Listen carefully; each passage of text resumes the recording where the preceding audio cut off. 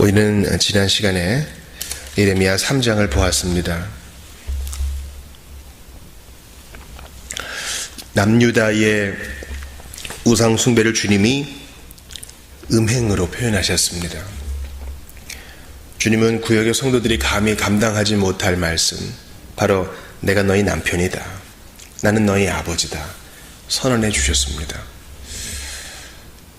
또한 한 위대한 목자가 올 것이다, 메시아를 약속해 주셨죠. 타락하고 완악한 백성에게 이같이 사랑을 보이시는 하나님이 계신데 그들이 마음을 돌이키고 순결하게 사는 것이 마땅한 반응 아니겠어요? 그런데 오늘 본문을 보니까 그들은 그러지 않았던 것 같아요. 즉 우리가 3장 후반에 나오는 그 진실한 회개는 주께서 이제 주권적인 은혜를 부어 주셨을 때 그 택자들의 그 은혜로 그 마음이 바뀌어진 자들의 반응이죠. 그런데 이제 우리가 읽은 4장 전반의 그 기조를 보면 완고함, 두드려 맞을 때까지 굽히지 아니함이 나와요. 그래서 이제 북에서부터, 본문에는 안 나왔지만 분명히 바벨론이죠.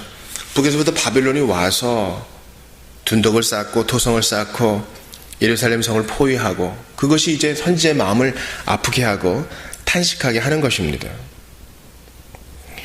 오늘 본문의 그 23절 후반에 보면은요, 좋은 땅이 황무지가 되었으며 여호와의 맹렬한 진노, 기병과 활 쏘는 자의 함성. 이미 이제 선지자는 하나님께서 주신 그 계시로 말미암아 앞으로 있을 예루살렘 성 멸망을 보는 거예요. 바벨론의 침공을 보는 겁니다. 그러니까 이미 되어질 일을 아는 사람으로서 이 작금의 현실이 너무 답답한 거예요. 이것은 부분적으로 우리한테도 마찬가지입니다. 우리는 시간의 끝을 알고 있는 사람이에요. 마지막 날 주께서 천사장의 나팔 소리와 함께 이 땅에 오셔서 세상을 심판하실 날이 옵니다. 그런데 소돔성과 고모라성 사람처럼, 노아 시대 사람처럼 먹고 마시며 하나님을 도외시하면 되겠습니까? 임박할 진노 때문에 마음이 불타서 오늘도 복음 전하는 거죠. 예수님을 생각해 봅니다. 예수님은 이제 온전한 예레미야셨어요. 이제 곧 이제 AD 70년이 되면 이 티투스에 의해서 예루살렘 성이 성전이 또 완전히 파괴될 텐데 사람들은 회개할 생각은 않고 지금 서로 이전 투구만 하고 있는 거죠. 경건의 모양만 있지 경건의 능력은 없는 그런 사회 속에 살고 있는 거죠. 예수님이 눈물을 흘리시며 예루살렘 성을 바라보시지 않아요?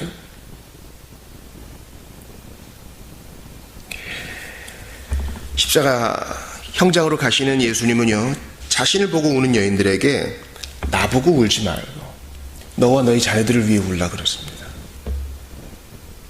이게 바로 이제 예레미야의 눈물과 일맥상통하는 것입니다. 만약에 우리가 살아있는 동안 주님이 구름 타고 오시지 않으면 우리의 삶의 종말이 바로 재판의 날이 될 거예요. 무슨 말입니까? 이 땅에서 주님이 정하신 날이 끝나고 호흡이 끊어지면 우리는 다 그리스도의 심판대 앞에 서게 돼요. 넌 무엇을 했느냐? 내가 너에게 선의로 베푼 좋은 선물을 가지고 너 뭐 했느냐? 주님이 물어보신다고요. 그때 그리스도를 배반하고 복음을 멸시한 자는 오늘 본문에 나온 것처럼 파멸의 날이 닥칠 거예요. 그러니 오늘도 눈물로 복음을 외쳐야 하고요, 애달픈 마음으로 사람들을 권고해야 됩니다.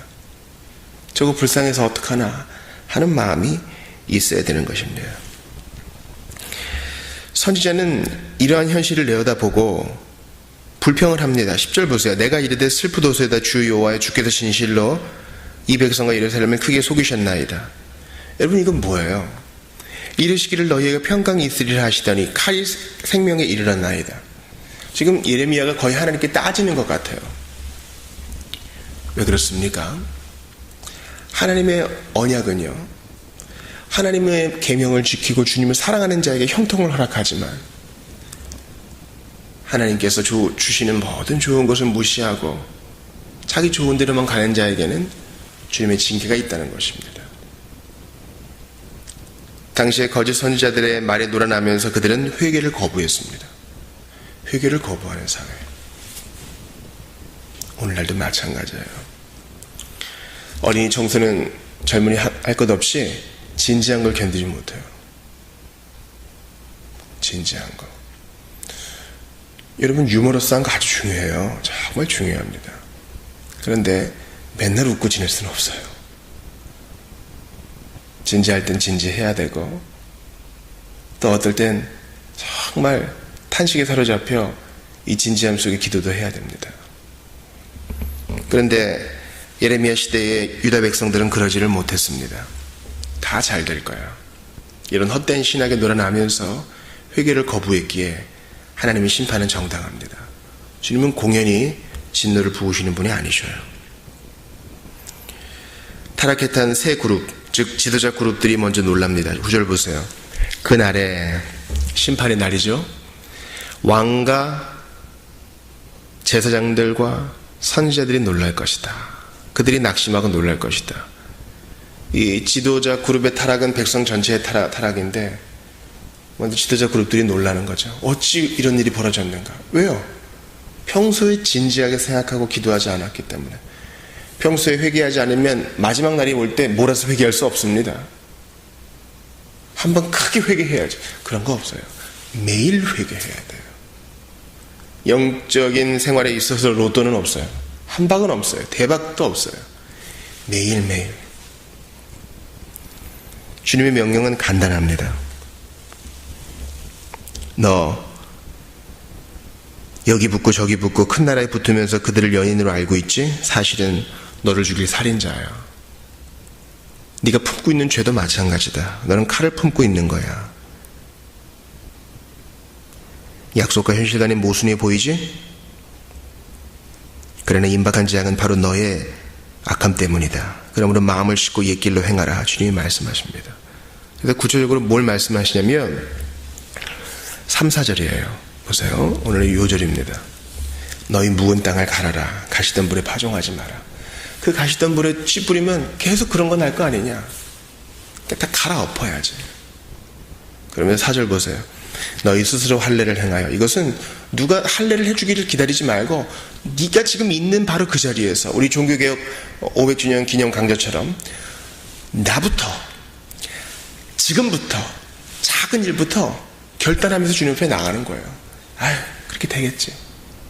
그런 게 아니라.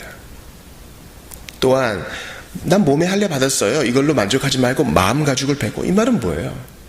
하나님 앞에 스스로 회개하라는 뜻이에요. 마음 가죽을 베라. 하나님 앞에 살인, 음란, 욕심, 탐욕과 시기 이런 거 다 베어버리라는 거예요. 그렇게 하지 않으면 분노가 불같이 일어나서 살아내니 그것을 끌 자가 없으리라. 안 믿는 자들도 이 정도는 안다. 제발 정신 차려라. 주님이 말씀하세요.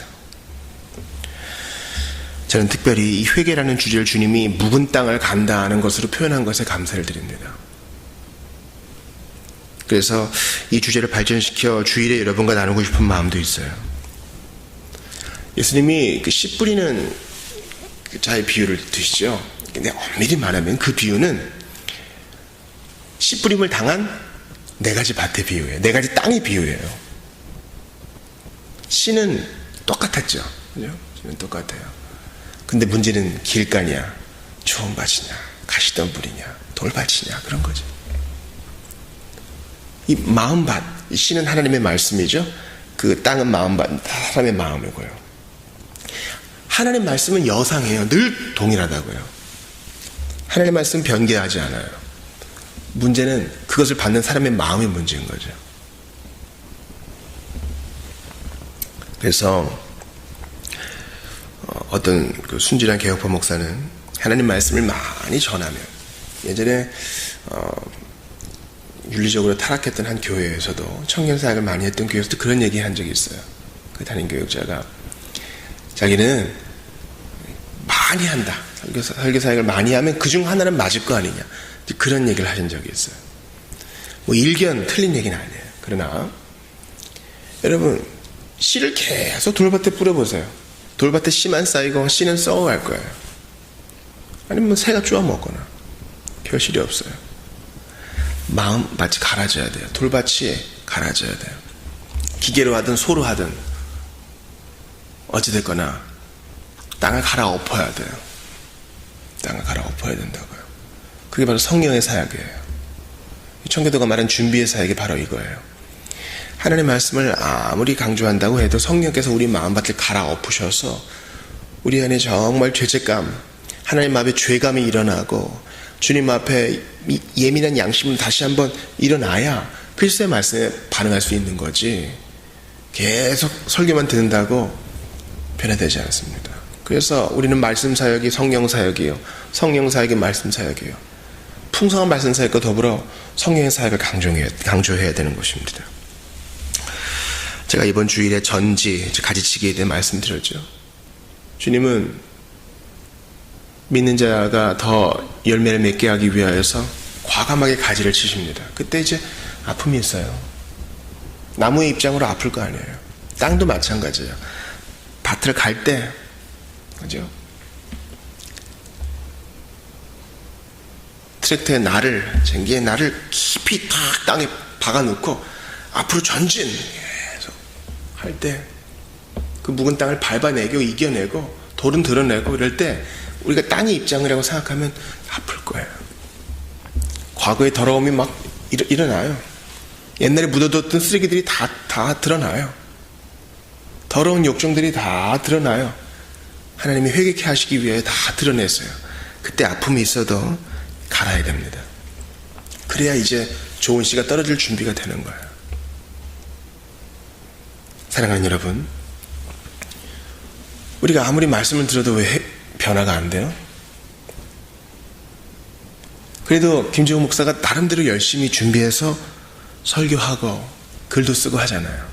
근데 왜 우리 삶에 변화가 없어요? 우리 삶에 회개가 없었기 때문은 아닐까요? 신실한 회개가 매일 있지 않으면 신앙의 성장은 없다 해도 과언이 아니에요. 성경을 읽었는데 마음에 찔림이 없다. 그 정말 우리 마음에 뭔가 문제 있는 거예요. 그래서 성령께서 우리의 묵은 밭을 매일 갈아주시기를 기도해야 됩니다. 말씀의 씨는 매일 뿌려줘야 되고요. 그 씨가 뿌려질 수 있게끔 밭도 매일 기경돼야 돼요. 전에 기경했어요. 여러분, 그냥 두면 땅은 굳어버립니다. 뭔가를 갈고 뿌려야 되고 심어야 되고 돌아봐야 되고 그렇습니다. 남유다 백성은 이것을 게을리하였기에 그것이 하나하나 쌓이다가 나중에 뻥 터져버려서 나중에 돌이킬 수 없게 돼버려요. 병도 마찬가지죠. 처음에는 별로 신호도 안 보내요. 아프지도 없어요. 자각도 잘 못해요. 그런데 나쁜 생활 습관을 안 바꿔. 폭식하고 나쁜 거 먹고 늦게 먹고 가려 먹지 않고 운동도 안 하고 술 담배를 즐기고 생활이 불규칙하고 너끈히 버티고 있어요. 어느 날 뻥 터져요. 얼마 안 남았다는 걸 그제서야 깨달았지만 돌이킬 수 없어요. 마음 밭을 기경해야 됩니다. 성령님, 저의 묵은 마음밭 갈아엎어 주십시오. 아픔이 있어도 이것은 나음을 위한 아픔이요, 고통이 있어도 이것은 회복을 위한 고통이오니 제 마음밭을 기경해 주십시오. 그래야 좋은 땅이 돼서 말씀의 씨앗을 받을 준비가 되옵나이다. 그렇게 기도하며 가야 됩니다. 예수님의 첫 메시지, 세례요한의 첫 메시지는 회개하라였어요. 천국이 가까이 왔느니라. 이 복된 하나님 나라를 받기 위해서는 회개라는 문을 반드시 통과해야 됩니다. 마음밭을 기경해야 됩니다. 그다는 울을지라도 주께서 마침내 웃게 해주실 것입니다. 하나님 나라는 착해서 들어가는 것이 아닙니다. 회개해서 들어가는 겁니다. 하나님 나라에 못 들어가는 자, 지옥문에 떨어진 자는 죄가 많아 떨어지는 게 아닙니다. 회개하지 않아서 그런 것입니다.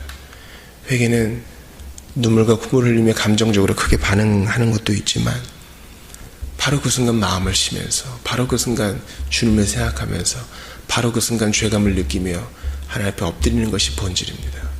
오늘도 회개의 정신으로 하루를 살아가시고 주께 영광 돌리며 임박할 진노를 피하며 다른 사람도 건져내는 여러분들 다 되시기를 바랍니다. 우리 기도합시다. 하나님 감사합니다.